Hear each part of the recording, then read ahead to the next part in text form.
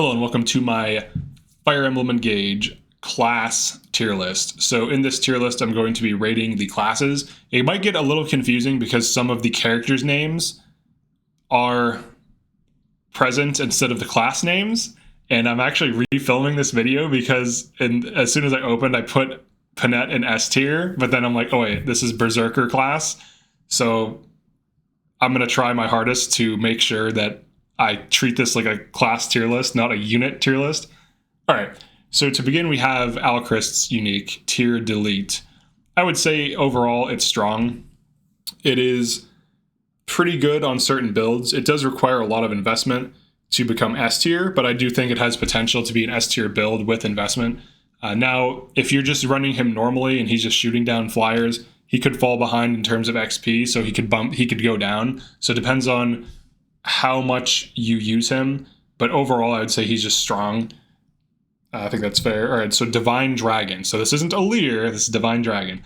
Divine Dragon, I don't really like that much. I don't find it to be that good. I would put it in good. I would say it's like decent, but I think there's better options for a leader. I don't really value a lot of the things the Dragon class has access to, because there's only really a few emblem rings that allow the Dragon class to do unique, crazy, interesting things. And they're usually things like Corrin for the tile manipulation or Byleth for the instruct selection. So you can do like plus magic, plus strength, plus speed, whatever you want. So in those instances, I would say it's a good, like potentially A tier class. But I use those emblems in a different way where it doesn't matter. Like I just spam fire on Corrin and I just use Siege Mage on Byleth, so I feel like that's just better than... Instruct Speed could be good, so potentially it's A tier, so I'd have to try it, but for now I'm putting Divine Dragon in B. All right, Alfred's Avenir class. I would say it's bad. It feels weak. It feels like a bad Paladin or like a bad mounted unit. It has like this like turtley aspect to it that procs off of randomness, but if all it did was just reduce his damage taken by like a few percentage points or something, like a third of his dex or something, like reduces damage taken by, I don't know, dex divided by 2, that would be interesting. Then it would be better. But because it randomly reduces damage, you can't rely on it. And it has like worse strength than every other mounted unit, I think even Bow Knight. So it's just not that good. Berserker, I would say, is okay just for one specific reason, and that is power leveling strength. And outside of that, it's bad. It has low dex cap, unfortunately, and a kind of bad passive, so it's not the best. Bow Knight, I think, is pretty good, actually. Maybe like here. It's pretty strong. It has access to bows plus another martial weapon, so you can use whatever you want. As for the second weapon, its passive can be decent for shooting down enemy Griffin Knights, which tend to be super annoying to fight. So as long as you position the Bow Knight to be able to hit them as they approach you, you can consistently shoot those down. It's also a mounted unit with decent stats. It has good dex and speed growth and decent strength of plus 10, but it's plus 20% dex and speed. So if you have a high strength unit, Bow Knight could potentially fix their accuracy issues or their speed issues. So it's not bad. But yeah, it's decent. All right, Vidam.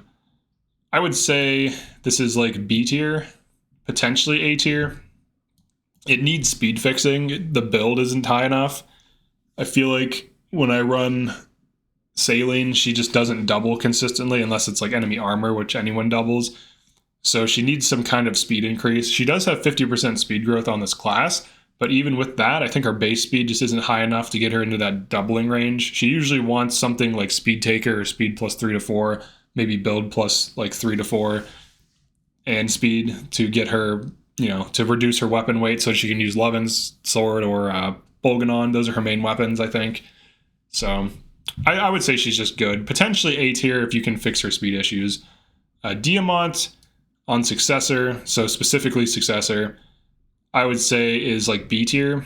It's kind of like a decent bruiser similar to Divine Dragon, except he is not a force deploy and he's competing with Alir early game as like the sword unit, in my opinion.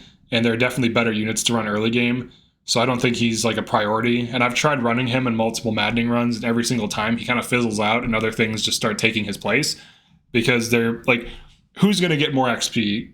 Like Chloe, who is one rounding things and flying over terrain and able to dive any enemy flexibly, or a 4-move landlocked sword unit who you get on chapters where there's tons of trees.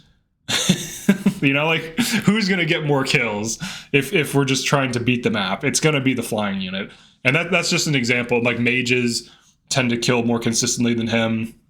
Basically, everything's just more consistent than him early game. He's not a bad unit, though, so I'd say he's like low B tier. Fagato on Cupido, I would say, is okay.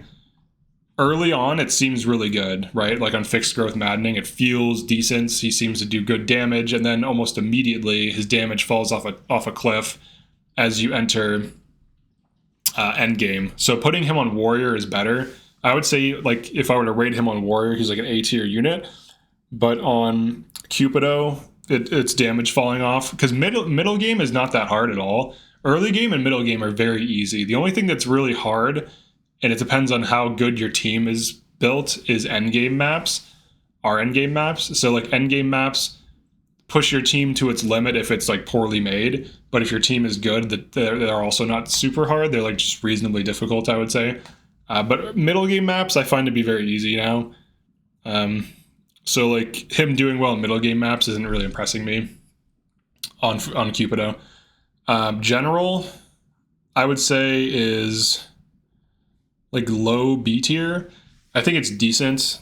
It's good for physical tanking. It's good for body blocking physical, but some of the enemies on Maddening mode late game have crazy damage output and just kill a general right through its high defense anyways. So you need to have like a power level general in order for it to survive in a lot of cases. So other classes that don't get doubled usually out tank it, funny enough. So maybe there's an argument for it to be down, maybe high C, I think. Great Knight, I do think, is a little bit better than General. It has higher res. It can potentially double with the well and high-speed units. It has higher speed. It has access to 2 weapons. It's on a horse. It's good on fast units, I think. Outside of fast units, it's just okay. But if you're on a fast unit and you do speed-fixing passives, it can help put it in the doubling range or keep it out of getting doubled, which will make it more tanky than a general who has similar defensive stats. You get plus 15% strength and 25% defense on it versus general's 20% strength and 30% defense. So the defensive growth is similar. It also has more dex, so 5% more dex growth than general. And it also has 10% more res. General has no res modifier. This has plus 10% res growth. So I would say it's just like a more durable, more flexible general. Griffin Knight, I would say, is high A tier. It's just good at diving. It has utility. Certain units make better Griffin Knights than others for sure, but it's a really solid class. I wouldn't put it in S because its passive is just whatever. And I think Wyvern is just generally better. Halberdier, I would say, is low A tier. On certain units, it can one-round things consistently with pincer attack. On low strength units, it can struggle to one round, but on high strength units that have no chance of doubling anyways, it can one round. The only downside to it is it requires setup. You have to get the dude on the other side to pincer, but overall it's pretty good. Hero, I would say, is like high A tier. Now, visually, outside of Goldberry, Hero looks horrible, which doesn't matter in terms of gameplay mechanics, but I have a hard time making my units look terrible. so that is a point against it, but as a class, it's good. And Goldberry on Hero is actually really good as well. So overall, Brave Assist plus Dual Assist plus is a really strong build, and with the well, you could easily set up like 3 or 4 heroes to run this and pop off, you know, just spamming chain attacks at range through Dual Assist plus. So definitely a solid class. It also has decent bases and decent growth rates. It has actually really good kind of like average growths. It has like 15% HP, strength, and speed, 10% dex. So it has 15% strength and speed, which is pretty good. So it's not slow. It also helps increase dex a little bit and increases res and luck. So it has kind of like middle middle of the road growths, but it has a pretty good passive. High Priest, I'm not a fan of. I'll put it in low B tier. It just feels like a bad Sage when I use it. Like the fact that it has arts, I don't think helps it at all. Like maybe if you want to equip shielding art, but your mages shouldn't be getting smacked, so I don't think that really matters. But it's basically a weak Sage, but it's not bad. Hortensia's Sleipnir Rider. I would say this class is S tier because of her range +1, World Tree. It's like one of the best utilities in the game. It's also on flying. She has high speed. She can double consistently. So there's a lot going on here. She's also one of the 2 flying tome users. Ivy's Lindworm, I would say, is also S tier. Very easy to set up, especially with the well. Even if you don't want to run an emblem ring on her early, just get her speed taker early from welling and get her like speed +3, and she'll be able to double after killing like 1 or 2 enemies. And by double, I mean like double most enemies on the map. She'll be able to double like armor and low speed enemies without speed taker, but speed +3 and speed taker, only costs you 2.5k SP to get that. I believe she joins with 1,000 SP. So you can instantly get her speed +3 from Lynn as soon as you get her, which helps if you don't want to keep Lynn on her. She also has B rank and staves, so she can warp, she can rewarp. She can, if you don't want Hortensia, if you don't want to run Hortensia, she can be your Micaiah rewarper and warp combo unit because she's flying staff user. She also has S rank and tomes and can run any tome, so pretty good unit, pretty unique. She's also, both of these are also good on Sage, but this is not a unit guide. This is the class Lindworm. This is the class Sleipnir. All right, Mage Knight. I think Mage Knight is high S tier, to be honest. After running it on multiple units, running it on Fram, running it on Anna, running it on Ivy in a playthrough, it's crazy as hell. It's very fast. It's on average +6 speed versus a Sage. So Mage Knight has 1 more build than Sage, and that matters because you're going to be using Levin Sword or Bolganon or Nova. Those are your main KO weapons. So it has 1 more build, so that's +1 speed. It has 2 more base speed, that's +3 speed. And then it has Chaos Style, that's +3 more speed. You're almost always going to be hitting enemy physical with magic, giving you Chaos Style. And if you want, you can smack enemy mages with a sword, but other units kill them better than you. So you're basically just going to always be hitting physical with magic, getting +3 speed. And the difference going from Sage to Mage Knight is +1 build and +2 speed. So you're looking at a speed difference of 6 versus a Sage. And that is huge. That is a massive speed difference. Mage Knight is very good. It's probably one of the best units in the game. I mean, I'm putting it in high S tier, so. All right, Martial Master. Or does this, hold on. Oh yeah, Martial Master is the upgrade. Okay, so Martial Master is the upgraded one.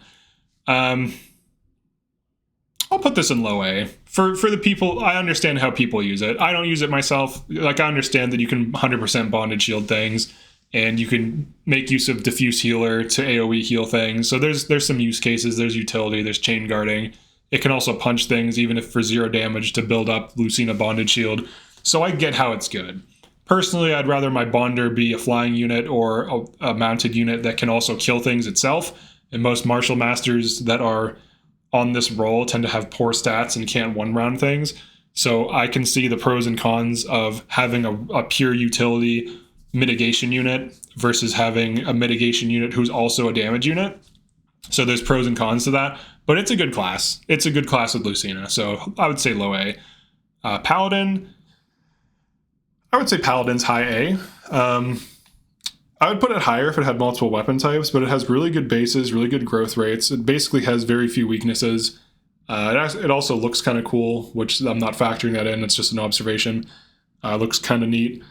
So that does matter to some degree. But if it had multiple weapons, I'd put it in S. Unfortunately, it's just limited to 1 weapon for some reason. Royal Knight. Royal Knight's not bad. It's definitely at least a B. I'm going to look at its modifiers just to see. So 15 magic, 10 strength, 15 speed dex. Honestly, I'm going to put it in high B. I can see the use case. You basically make like a flame lancer And funny enough, that's what Mavier is when you get him. He's a Flame Lancer who can also smack things, but 10% strength seems kind of bad. It basically, it seems to me that it's just a bad Griffin Knight. So I don't think it's really, because Griffin Knight can pop off. It can run Levin Sword, which is stronger and I think lighter than Flame Lance, so it's just better. So like, why? I mean, it might have higher build than Griffin Knight, but Griffin Knight has flexibility that Royal Knight does not. It's not the worst class, so it's like high B, I think is decent. But yeah, it has good bulk, some speed. It's okay. Sage, I would say, is high A tier. Actually, I don't know. Maybe it's S tier. Maybe it's low S tier. So, all right. So why is Sage low S tier? So it's a mystical, so it ignores terrain bonuses. So that alone is very helpful because if there's an enemy covert sitting in a pillar or, you know, smoke or fog or a tree, you know, these are going to have a hard time hitting it. This will not. So that's one thing. The other thing are the emblem interactions. Byleth emblem on Sage is one of the dumbest things in the game. Thyrsus is crazy as hell. Being able to poke enemies at 4 to 5 range and one round them like nothing is crazy. Its passive is also decent, scaling its damage when it's adjacent to other tome users, which is not a hard condition to meet. It's also good on Corrin. It also has staff access. Honestly, I've been running like Ivy and Hortensia on Sage. I think I prefer Hortensia on Sage than her other class because her on a flyer usually doesn't matter unless you're doing specific warp skips where she needs to be out of bounds. Otherwise, she can still do these things on Sage. Like, she still can be a +1 range staff user on Sage, right? Like, nothing changes. The only thing that changes is the passive and the frame. So the thing with Sage on Hortensia is she gets access to better tomes, and that's one of the main downsides of her other class. So her on Sage allows her to be, a Thoron poker. She could run Nova. She can run Bolganone. These are tomes she can't use. In my Hortensia guide, I actually recommended running Thoron. I meant to say Elthunder for that specific video if you want to keep her on her base class because she can run Elthunder but not Thoron. Someone corrected me, so thank you for that. But yeah, Sage is really good. Like it's really good. Oh, it's also good on Corrin because it has fire, so you get access to fire. So you can do a few things. You can Thoron poke freeze groups of enemies, and the Thoron poke hits like a truck. Like that does like 50% of dude's health. So you put a dude at 50% HP and freeze a group with Corrin popped. You can spam fire. You can heal and use any staff you want for the most part, especially on Hortensia because she has A rank staff on Sage, I believe. It's either A or B. I think it's A, but because she's staff rank +1. She still has a range increase.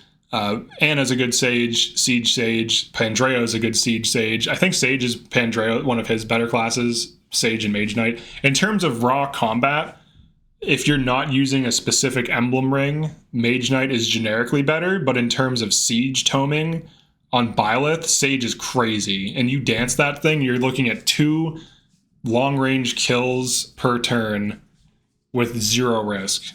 So it's like Dire Thunder without exploiting the game. All right, Dancer, best class in the game. Why is it the best class in the game? Because whatever your best class in the game, your best class is that you need right now is now being refreshed, plus buffed speed, dex, and luck. He AoE heals, and he can run quality time to have 2 AoE heals, plus the refresh, plus the stat booster. So very solid. Sniper actually might be really good. I haven't experimented with it enough, but it's crit +10 as long as you're shooting things that can't counterattack. So if you run Wind God, if you run the Claude Ring, you can easily outrange enemies on crazy bows like Brave or Silver Bow or whatever, Killer Bow, and then go for crits. Get the crit +10 even on other 2-range enemies with the Wind God Ring if you want to RNG abuse. Otherwise, it just has crit +10 against things that can't counterattack. It has +30 dex growth, so it's low-key a potential crit god. So I would say A, low A, high B. There's some potential there. Now, comparing it to Alchrist, I don't know. It depends. I would need to run tests, but yeah, maybe high B, low A. All right, Swordmaster. Swordmaster, I would say, is like low A tier. It's strong, and you can run like crit builds on it, but it doesn't benefit exclusively from crit builds. It really benefits from like the high speed. I like the run through ability on it to increase its mobility, and also to potentially set up pincer attacks or just to get through enemy formations to do specific things. But I've seen builds that people run, like Alacrity crit build, that seem to be pretty good. And the reason they use Swordmaster is it's plus 15% dex, plus 20% speed. So the speed helps. It's one of the few backup units that gets plus 20% speed. And speed on Alacrity is what you would be running. So that would be the idea. So I think that build is decent. Thief. I'm going to put Thief like here. Some people swear by Thief. I understand how you can break the game in some ways with it. But personally, like the way I view it is it's weak to magic unless it's Yunaka. Then it's okay against magic. So like Zelkov tends to like die to enemy mages. And its gimmick is countered by mystical. Like mystical can, like 2 mages can probably kill Yunaka too, by the way. So like if 2 mysticals can hit Yunaka, she will die. And on late game, there's a lot of Thoron enemies, and those will kill her. Those will kill her good. So early to mid game, it seems like it's the most broken thing ever. But then late game, a lot of like all the Thoron spam really pokes a hole in it. And it does fall off a cliff for sure. It still has good damage and good avoid against non-mages, and can still hold down against non-mages, and is still like a good like damage unit that can kind of pop off to some degree. But I would rather have heroes, to be honest, because they can tank hits more consistently without the avoid thing. And when your avoid gets too high, enemies ignore you. And hero never has the problem of enemies ignoring it. So if I want Gold Mary to enemy phase tank like 3 to 4 things on Ike or something, and she counterattacks with like a, I don't know, javelin or whatever, I can do that. And I can guarantee that I can get her speed up from Speed Taker because of the well, and I can guarantee that she'll counterattack these enemies unless she gets broken. Whereas with Thief, if your avoid's too high, they don't attack you. So you kind of have to walk this fine line of enabling things to hit you.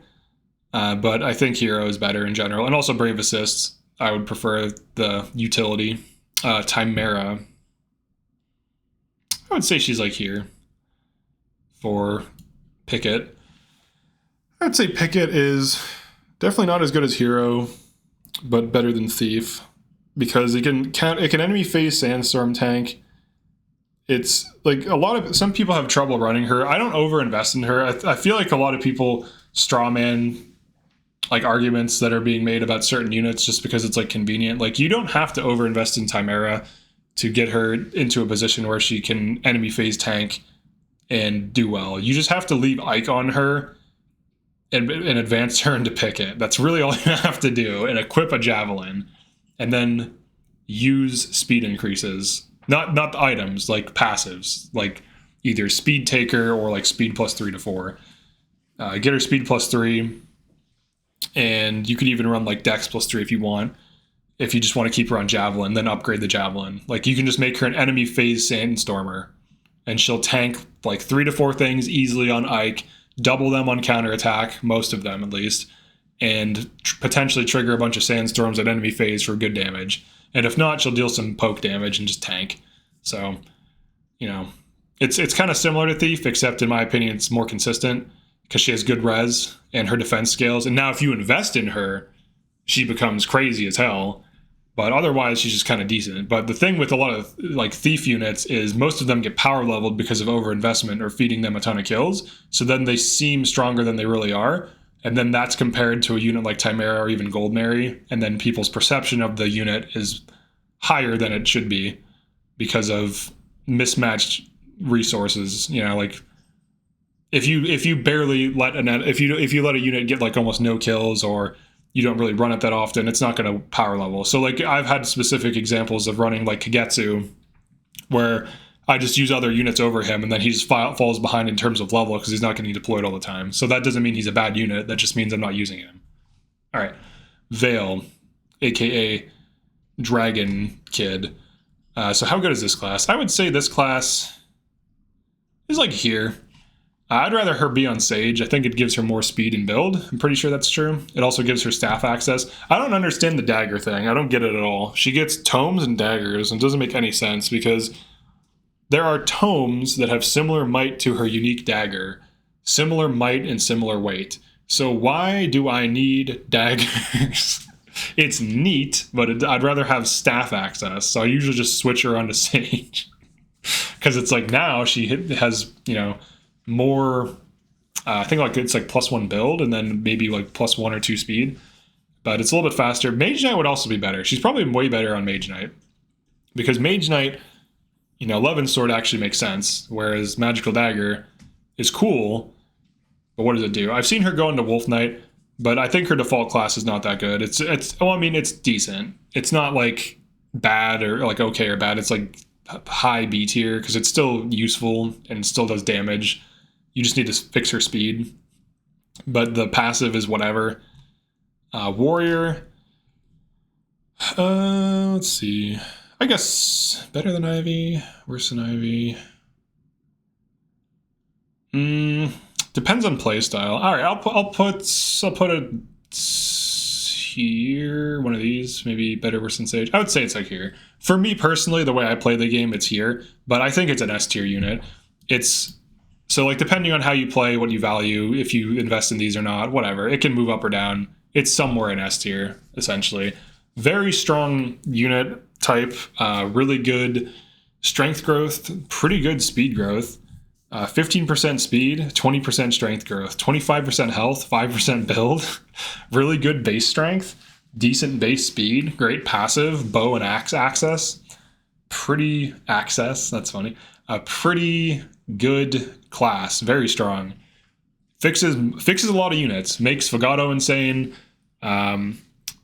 makes pretty much most things that go into it strong. Who else is a good warrior? Obviously, Panette's. Panette's like an S tier unit on warrior for sure. It does have some people like the appearance. I don't care for it. I like the way it looks on Saphir. I think they should have a male and female version of that with different colors depending on the unit. That like feels like a warrior. Like I feel like Saphir's outfit looks like a warrior, but the other ones, it just looks weird in my opinion.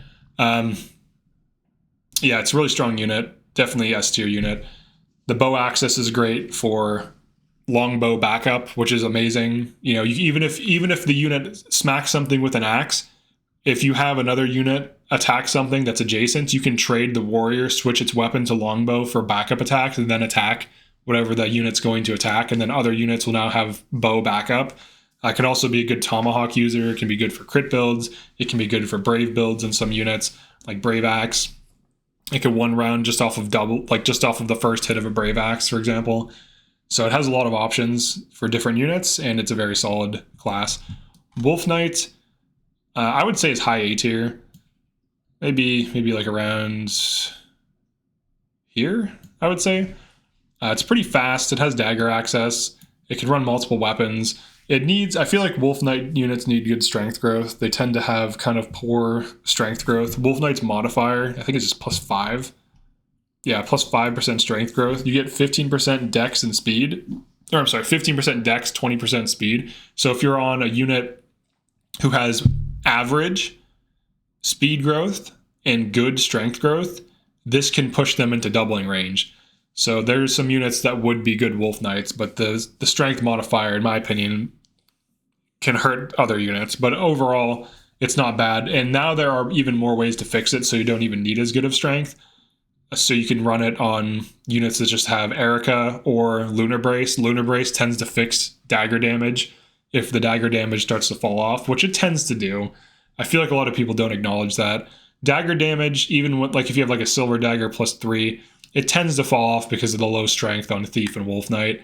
So you almost need Lunar Brace for it to be hitting hard because of the might and the strength. So, like, yes, it's true that upgrading daggers gives them +2 damage per rank, but the classes that can make use of daggers have low strength. All right, Wyvern Knight. It's probably here. Is Mage Knight better than Wyvern? Yeah, I think so. I think it's high S tier, but Dancer and Mage Knight are definitely better than Wyvern. I think Wyvern makes most units very strong. having access to 2 weapons is huge. Like being able to use, axes, swords, axes, spears, swords. Like it's being able to pick whatever combination you want is crazy. Generally, it's going to be like lances and swords because most units don't have crazy high build. Axes are heavy, they're inaccurate. I think lances on average are the best weapon for physical weapons. For most units. Some units obviously are better on axes. Like Picket on axes is crazy as hell. So crazy. I'm sorry to say crazy as hell a lot now. So yeah, swords can be decent for fixing accuracy, just for one rounding, kind of like lighter classes. Like swords are great at one rounding enemy mages, enemy like martial masters, stuff like this. Lances are good at one rounding kind of like medium, like lights and mediums, and axes are good at one rounding most things. So I would say overall Wyvern Knight is really strong. It does give you plus 20% strength growth. It's almost like the inverse of Wolf Knight. So Wyvern Knight gives 20% strength and 5% speed, and Wolf Knight gives 5% strength and 20% speed. So if you use Wolf Knight to fix a slow unit who has high strength, that can work. And if you use Wyvern to fix a fast unit with low strength, that can also work. And it also gives plus 20% health growth, which helps units like Lapis actually be able to take a hit. And I usually consistently run Lapis on my playthroughs now because on Wyvern, she's actually really strong with minimal investment, even on a bond ring, with like not even an emblem ring. So I would say Wyvern is a really solid class, and it's definitely, in my opinion, better than Griffin, just because of the damage output, the strength increase. Griffin can be good in a different way, but after running both extensively across multiple Maddening runs, I think that Wyvern's ability to one round more consistently, plus its passive, if used correctly, makes it much better than Griffin Knight on average. But Griffin Knight, similar to Wolf Knight, could speed fix, like a medium speed unit who has strength but needs speed. So they solve different problems for different units. So, but I at this point I religiously run Chloe on Wyvern instead of Griffin.